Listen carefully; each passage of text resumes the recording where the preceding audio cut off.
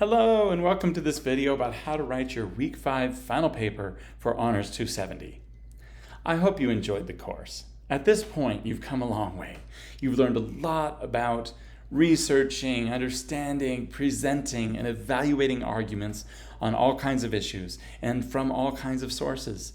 I hope you've found that to be a valuable skill. In this paper, you get to bring it all home and talk about how it related to your issue and all that you've learned and what you feel can be done on the topic you chose. So let's go through the bullet points and the steps of the paper.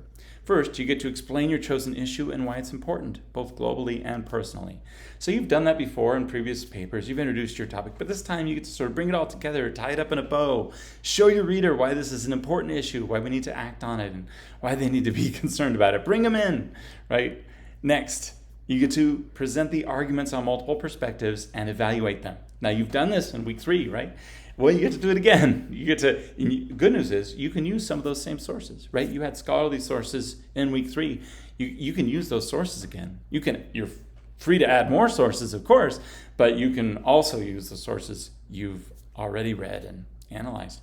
And talk about the arguments on both sides of your issue. Now, what does this mean, both sides? Now, you may already know this, but not all issues just have two sides, right? And sometimes you can't always find both sides equally supported. So if your topic is, for example, climate change, you're going to find lots of sources that show that climate change is real.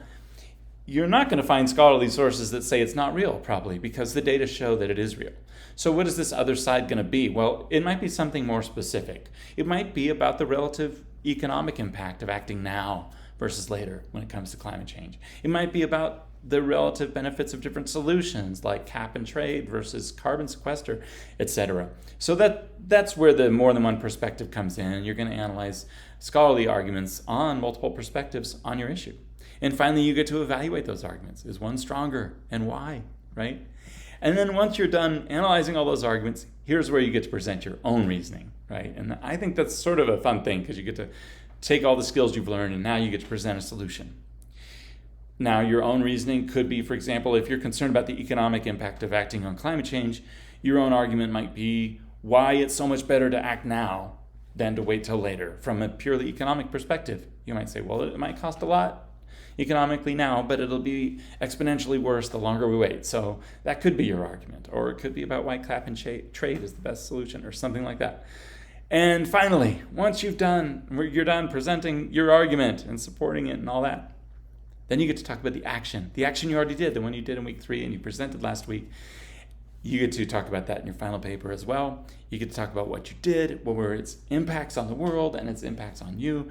So you might have, planted a tree with coworkers and to take carbon out of the air, and that could have had a powerful impact on you and your coworkers and something like that. You get to sort of share all that and talk about what future action we can take on the issue and that you might take. So it's like your reader is brought into this academic part of like, here's the problem and here's the different ideas about it and here's what I think should be done. But then your reader's brought home with here's things we can do to change the world on your issue. So I hope you feel like that really brings the class together into a meaningful whole. So I hope you enjoy writing the paper and good luck. Ask your teacher if you have any questions.